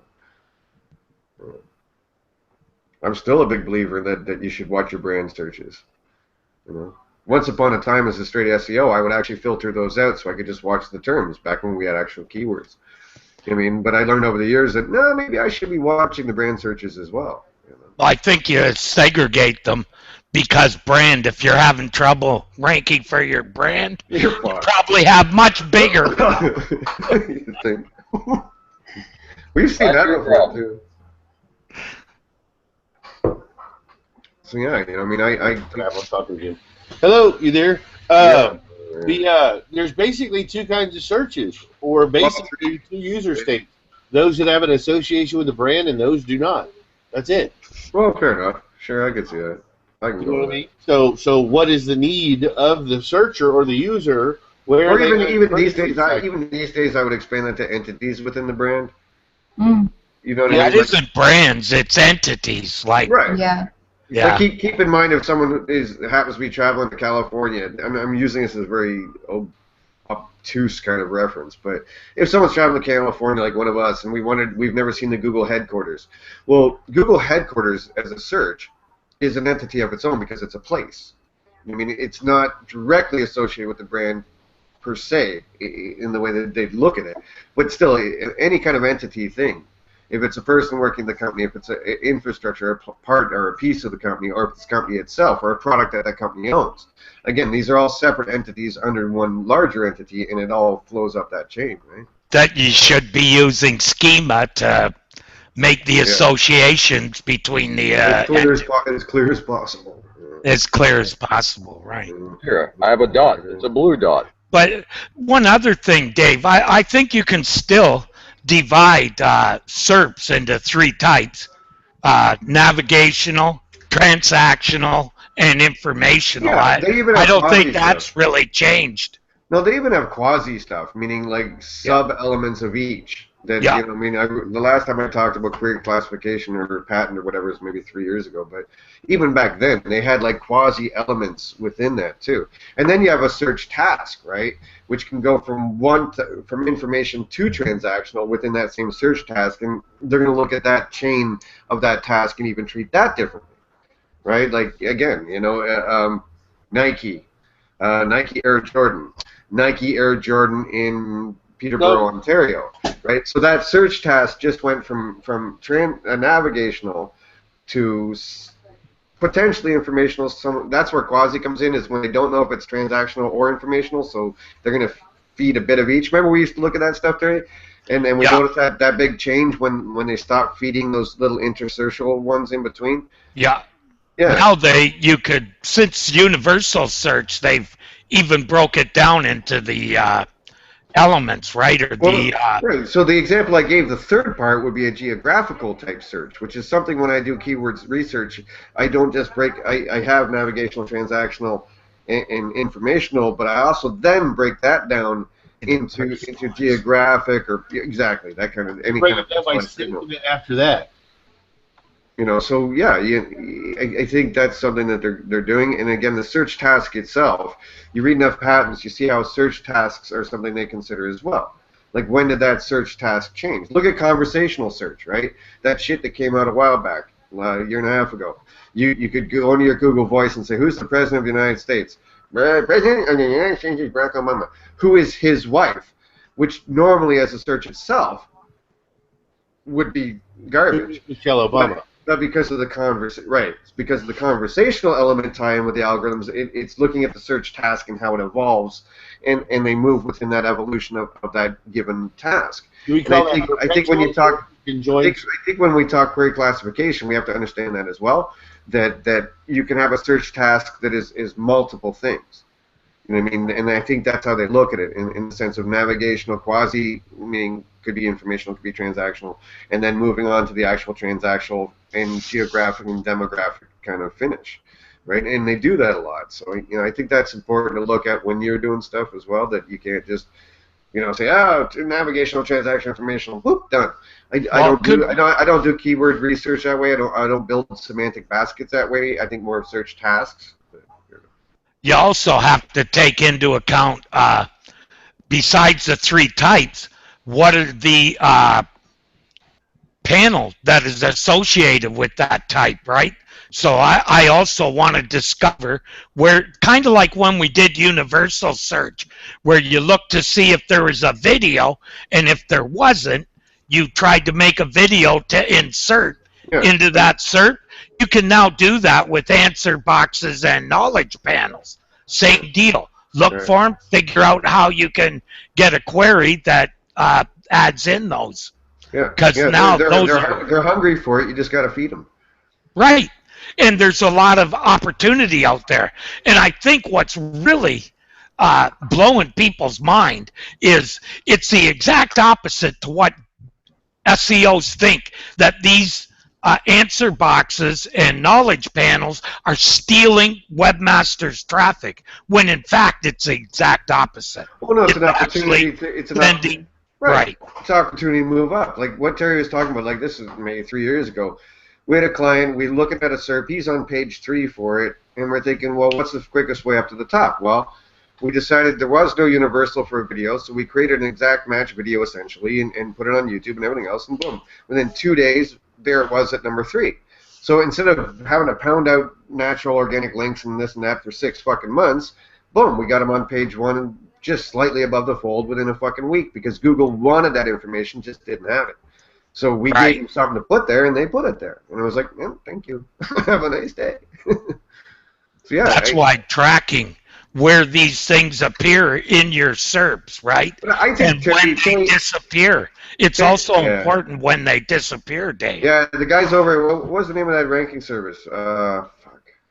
Chase Cranberry. Oh, yeah, I know the one you mean.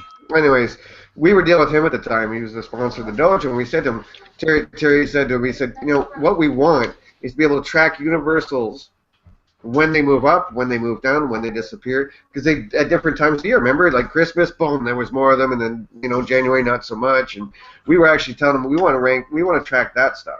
We don't want to track site rankings. We want to track SERP rankings, and when they, specifically universals, and when they show up, when they disappear, when they move up and down, And then because we were doing it all manually, but we learned lots. A few programs do that now. But I think it's still important. You can, I think, in agent web ranking too, Dave, I believe you can get some of those like local results and stuff like that segregated, because usually AWR doesn't include the packs and stuff, right? Just gives you the 10 links. Last time I was at Authority Labs, which was recently. Yeah, that's Chase Cranberry, Authority Labs. Thank you. It was pretty cool. So that's we were working when he first started it, and we were really helping throw our 2 cents in there. So. Yeah, he wanted something that would differentiate them. Do it the right way. Again, I think must have been a challenge.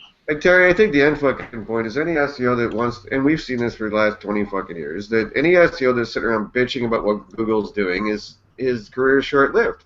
Yep. You know what I mean? It's none of my fucking business. It's their company, and they're going to do whatever they do. My job's to adapt. Find out what's going on and find ways to make my clients money within the infrastructure that's in front of me. So. Or change Google through the proper channels. Yeah, good luck with it. Yeah, let me know how that works out for you. Yeah, right. You what? I'm serious. No, it does work for me. But, also realize I've been blessed and fortunate to, on Google Local, for example, how many people have over 800 clients? You get lucky. They've made changes based on that. No, yeah, but they'll listen. But they're only making changes because they decided they wanted to. You can bring things to light. I've talked to various Google engineers over the years, and we have our little debates and shit. But do I think they're changing because of me? No, I'm not quite that arrogant. But they'll still pick and choose. All I'm giving them is case studies. I'm saying, here, go look. Can you look at this and can you look at that? I'm only giving them case studies. Sometimes they might act on it. Sometimes they don't. But again, at the end of the day, it's what they decide, not what I thought. Well, sure. Well, it all boils down to whether they see it as a big enough issue to warrant a change. Yeah. That's what I'm talking about. They listen. Yeah, no, exactly. They listen all the time, but you don't ask them stupid questions. Hey, I've realized that local only worked for those clients over 49. How do we get that set up? It's not a planned function at this time. Okay, great, thank you. Now I know. Don't tell the client they're going to be able to do reviews on their Google Plus pages. From what I gather from various conversations I've had over the years with anyone that sits at the table, is that it's just weighed upon cycles and resources. What's the benefit of the change to search quality or revenues based upon the infrastructure changes that would need to be made, and how many cycles that's going to eat up, and how much it's going to cost us at the end of the day. How many people does it impact, positive or negatively? Well, yeah, and I think to a degree that's how they're making a lot of decisions. Because even Amit Singhal's got to run it up the flagpole to somebody, right? So. Right.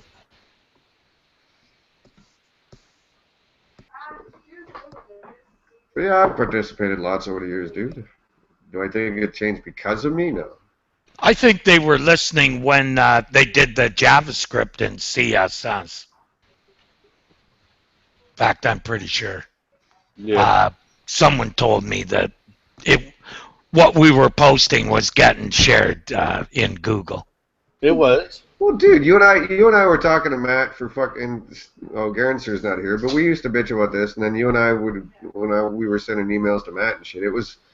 We were talking about some way before the disavow ever happened, Steve. I literally sat there bitching about this for about a year and a half with fucking Matt. As far as I need a way when I come onto a new site and the client's fucked everything up, I need a way to say fucking not my problem. We're starting over. Right. And he had said we're working on it, this and that. Then the disavow came out. I mean, I was like, thank you. Yeah, only after Bing did it first. Yeah. As a forensic guy, dude, I always wanted a way to do that. Always did. I used to bitch to Matt about it fucking all the time, man. Yeah, now when I see that stuff, I just tell them remove the pages. That's it. Quit screwing around. Just take the pages down. Yeah, what if it's the homepage?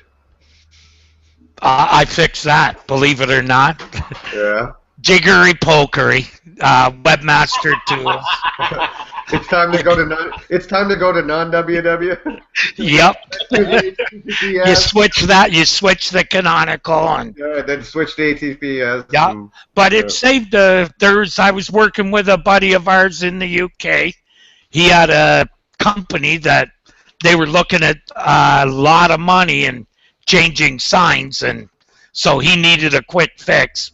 My fix was change the name of every page and don't redirect them and change your canonical on the home page. He was out of the crap in a few days.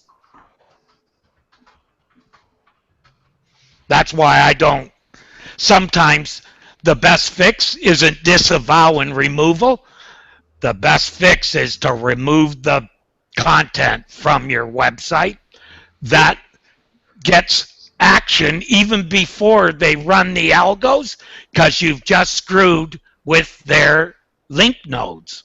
Yep. And their link graphs. So they have to update before the update refresh happens, just to keep their link graph in check. I was surprised that worked, but it does.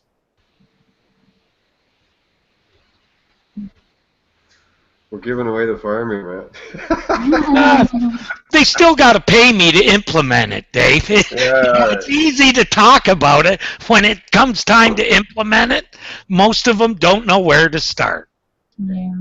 Like we left out the most important part was how you remove the content. You got to do it a special way. Just 404ing it won't work. I would think, though, that you must have a lot of clients that would really balk at, if they have any significant amount of equity, wouldn't they really balk at that, Terry? Dude, it's more in the case where you're so fucked. Yeah. That this is, your best option, again. Right, you've got a lot. I'm sorry to cut you off, Dave. Oh, go ahead, man. What it is they're trying to save the business name. Like, you can't very well change domains if your domain name is your business name. Yeah. And you have signage and all that stuff out in the real world. You really don't want to change that.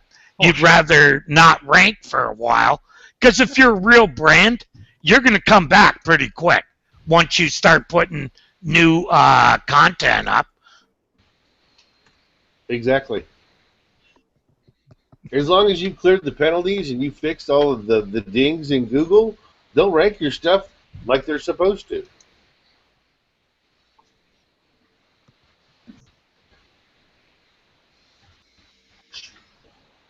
One thing I was wondering about, Dave, if you've seen any of this lately, is I had a client who had a lot of no index pages, like 25% of a site. When we removed the no index from the pages, that site started to rise immediately. Yeah, well, you got to think in smaller increments of terms that might be getting 10, 20 hits, so that, this, and that. But again, you got to think temporal, right? So new content, freshness, right? Then think, Google does like to eat content, so of course that would make sense. Right, but it's being indexed, no indexed, and now we're indexing it again. Yeah, we'll see what happens in a month or two. That's the question, right? You know what I mean? Well, part of it was they had thought, right? And this is really hard for some people to understand, is that when you have more or less a directory of, say, for instance, listings of something, and in one particular city, you only have one listing, right? Well, people were no indexing that content. What they don't really understand is that Google understands there's only one listing. They're not going to hit you for thin content on that. No, again, you need massive portions of you'd have to be hit large scale thin to get. I think people are too finite when they worry about that shit. But I don't mind using it because it just teaches people to not put crap up. So. Yeah, I just thought that people are awful quick to no index stuff, and you know me, I hate. That's the last resort. Well, no, because if you're not outside of maybe pages that are redundant or useless, it's essentially saying I don't trust my own content. Right. So why are you putting it up? Well, it's also when I think when Google sees that you've no indexed 25% of your site, they're looking at it and thinking, why should we send anybody to this website? They think 25% of their content is crap. Yeah. So that hits your quality score on the whole website, Dave. That was what I thought. It wasn't just that you lost the I've even run into e-commerce people and stuff lately that were using it as opposed to a canonical or whatever. They were using it for like attribute pages and filter pages or tag pages or things of that nature. When again, they just didn't know what they were doing. You're better off using the parameter tool and other options, canonicals or the parameter tool or both. I think that's the better way to deal with that kind of shit. But I've literally seen people, the report I was working on the other day, they were like advising no index follow. And I was like, that's such a redundant tag at this point. That's what they had to no index follow. You want us to follow the links, but the page is not good enough that we should look at it. Okay. Yeah, that's exactly what I was seeing, and I was like, no, this is not the way to deal with it, dude. It's like, this is no. It's that thing it seems that a lot of SEOs have a very small bag of tricks to use, right?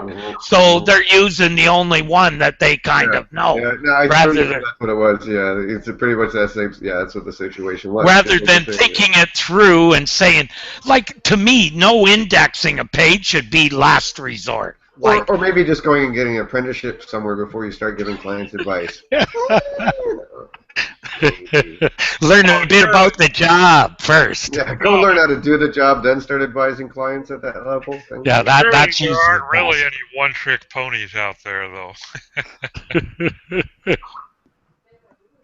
But yeah, you see stuff, and when you think it through technically, and you got the experience that we do, it's like Jerry said, I've got a zillion different answers, and I'm usually going to attack a problem from more than one area, angle.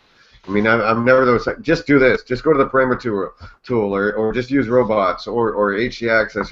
No, I'm like, let's use them all. We're gonna hit all these motherfucking. That's due diligence. That's due diligence. What you have to do nowadays. Did you check this? Check this? Yes, I checked everything. Here's your results. Yeah, like Terry said, you need a bigger bag of tricks to be advising clients on that level.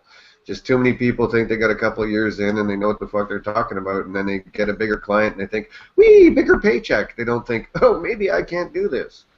Well, it's also the problem that the industry has had for a long time is they don't really look at the context of the problem, i.e., thin content on a directory is different than thin content on a blog. Impact. Right. No. Oh, yeah. Take you know, difference between the evergreen pages that you have, or how-to pages, or Q&A pages compared to the blog, etc., etc. Yeah, they're going to be treated totally fucking different. No, they should be. Yeah. Right. Or tag pages, which is the bane of my existence. I love tag pages. Yeah, but if everything is canonicalized, okay, it's not really a problem, right? Or like attributes in a shopping cart. You know what I mean? It's funny that you know, I think SEOs get brainwashed into this whole concept of always, you know, have SEF friendly URLs and this and that. Well, now you have to reprogram for canonicals. Whereas if you actually left that fucking cart alone, in most cases it's going to add a parameter to that attribute when you change it on that page of the e-commerce site, right? Now I can simply go to the parameter tool in Google and fucking get rid of anything with those parameters. You know what I mean? So parameters can be a good thing. I think we get over addicted to fucking SEF URLs sometimes, because now you're in a situation that when that parameter changes and everything else, that you now need a canonical because it's the same URL. So. What are you giggling about, young man? Oh, just seeing that Kristen wrote a short story in the thing, and it turned out to be a link that she dropped in the wrong window. No, it wasn't in the wrong window. It was actually the right window, but I didn't go to the page hold on, first. I just went from search. Let me get this for you, Kristen. Since it's your birthday, we're gonna let you relax. What she's saying, Terry, is that no, she put it in there, but she's just so insecure. She thought she'd say sorry just in case she didn't like it preemptively. Oh, okay. One of those. No, that's a preemptive sorry in case you didn't like it. Okay. Now I'm going to tell you the truth. Okay, it was a Kristen Wiig movie that I watched last night. It was really funny, and it reminded me of what you guys were talking about. I'm just going to have to follow the long link. We were more talking about the sorry bit. The what? The what? You're talking about why you had to say sorry first? Oh, yeah, because I didn't go to the link, and I put the long one in instead of, like, you know, the nice, cute little one. Exactly. You're making my point for me here, honey. You're welcome. That's what your hangouts miss, Dave. Adorability. That's it. What? I thought that's why we had Terry. No. Now that's why we have Kristen.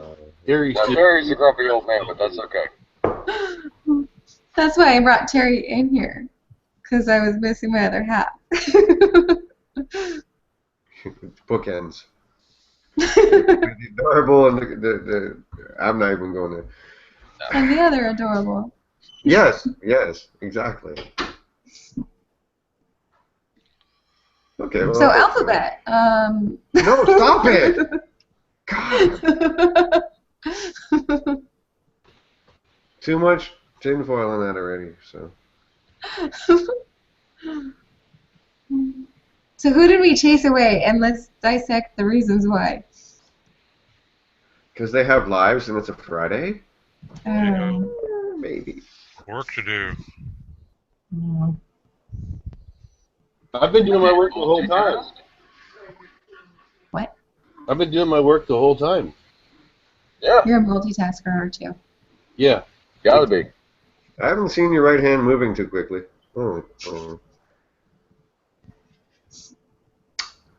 No, dude, the problem is the last SEO video, you open it up and it's like, oh, you know, come on, dude, no, that's bad. It's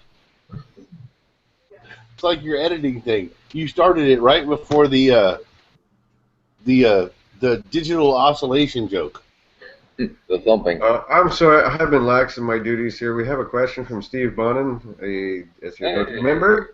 Question. He says, from an SEO perspective, is a CMS or hand-coded site better or a mix of both? How many pages do you have? Yeah. That's the question. That's the answer right there. How many pages do you have? 5 pages, non-dynamic, business card site. Might as well go by hand. Sure, why not? Or even, you know, the old school PHP with includes or whatever. But I don't think from a Google perspective there's really much of any difference. I would say no. I think, you know what I mean, to a degree that you might avoid a CMS because you probably shoot yourself in the foot with a small site. But anything over, 5 pages, probably you probably want some kind of CMS. But it's more about diligence and understanding the code and how it affects Google. That's really it. I don't think because really, what's the difference, Steve Bonin, not you, the guy asking the question, Steve? The only difference between a hand-coded site and a CMS is someone else did the coding. So, so now you're trusting the coding to someone else. So as long as you can evaluate that and audit that code and look at it and make sure it's all doing what you want it to do, happy freaking days. Use the CMS. You know what I mean? So it's more a matter, to me at least, diligence in the code, regardless of if you coded it or someone else did. That's me. So my answer is no.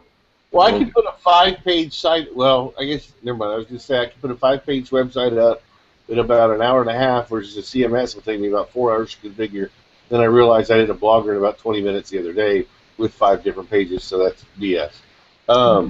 I think those only take me about 2 minutes. Yeah. Yeah. I email my tech team and say go build this, and I'm done. Blogs, right?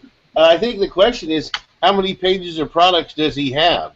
Does he understand HTML? Is somebody else going to be updating the website that does not understand HTML, that a CMS might be better than a hand-coded site because they don't understand Dreamweaver or some kind of page editor, CS, Adobe Suite, whatever? Make sense? Does that help? Yeah, but again, from an SEO perspective strictly, I don't think it is. It's a matter, because even if you don't code and you're hiring someone to do it, like let's put it in the perspective of he's hiring a web designer. Does he tell him to make it in HTML or does he tell him to use a CMS? To me, it doesn't matter, because if you can't look at that end product and look at it from an SEO perspective, then it's still apples to apples, regardless of which. Probably even less so now, Dave, because these days they look at the rendered document, not really the code as much as they used to. So right. It's probably not as important as it. Well, but I think, again, if it depends if we're hiring a designer or are we building the site ourselves. I think that becomes part of the question as well, because again, you know what I mean.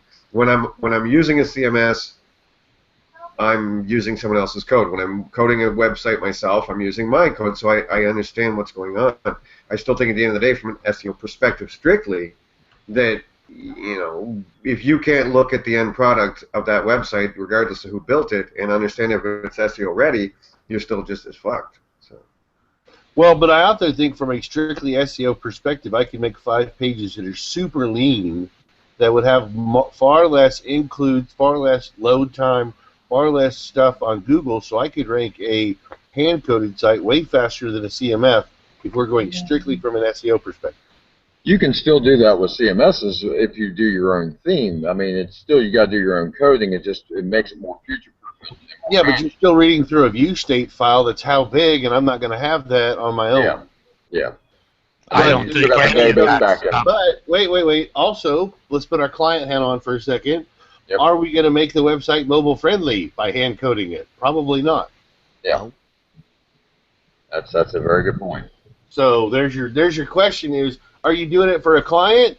Because if they're a client, they're going to want it mobile friendly, and if you're hand coding a mobile friendly website, I probably would want to ask you to apply at Rockfish for a job because you're a genius. But anyway. I don't think it's an SEO thing. I think it's definitely developer, what he wants to do. That's, to me, what's underneath, Google could care less about anymore. I code bloat, all that stuff is out the window. I don't think they care. I totally disagree, because mobile friendly and page speed, if you've got code bloat and you wipe out code bloat, you can jump usually 10 to 15 points in page speed itself.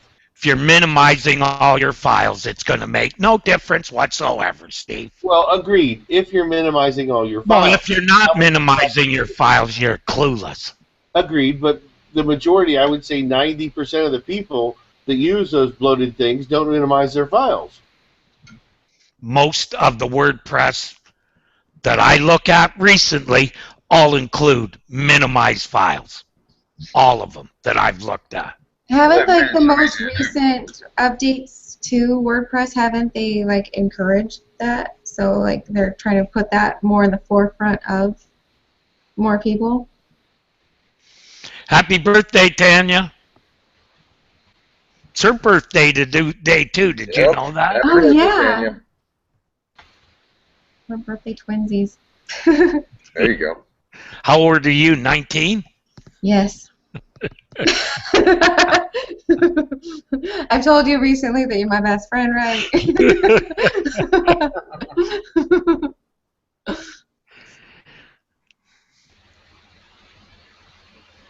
Where did Dave go?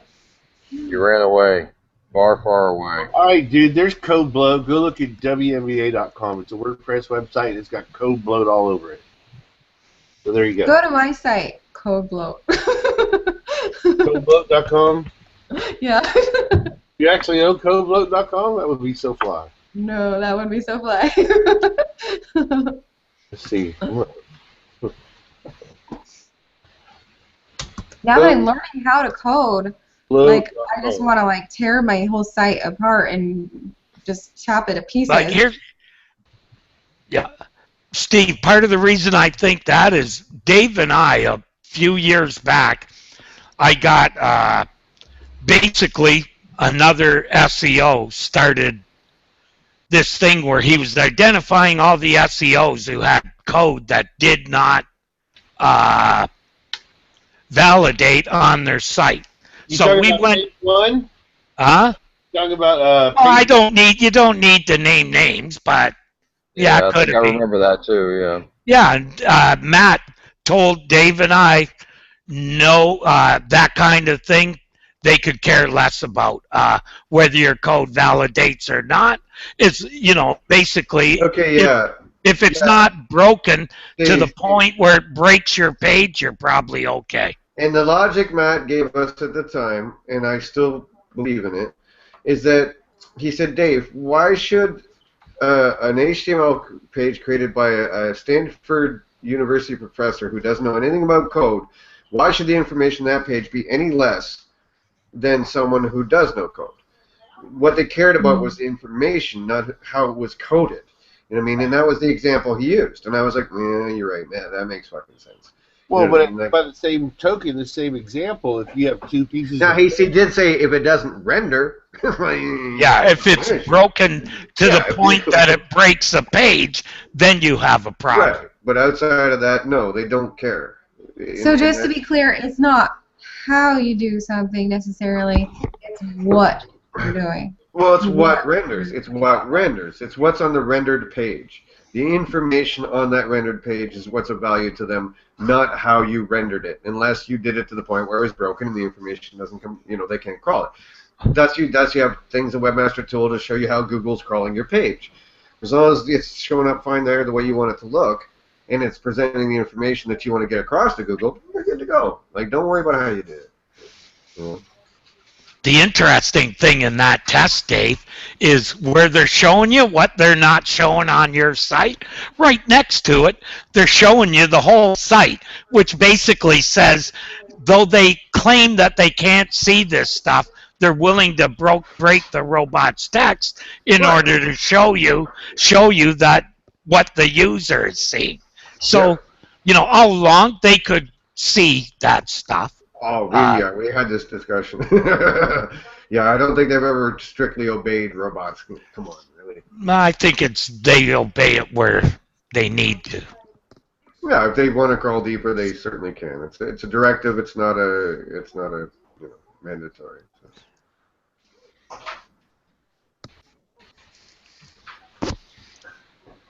But clean code is nice. Oh yeah, no, that's going to help speed. That'll help page load speed and other things like that. You know what I mean? Yes, there are reasons that you want to do it. It's just not a ranking factor per se. You know what I mean? It's not something that's going to cause you grief if the page renders. Sure, you've got page load speed and other things of that nature where you can have a small benefit or whatever. So yeah, it's fine.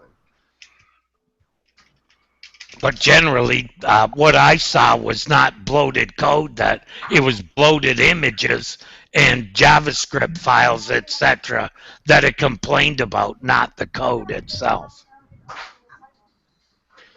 All right, Mr. Doc.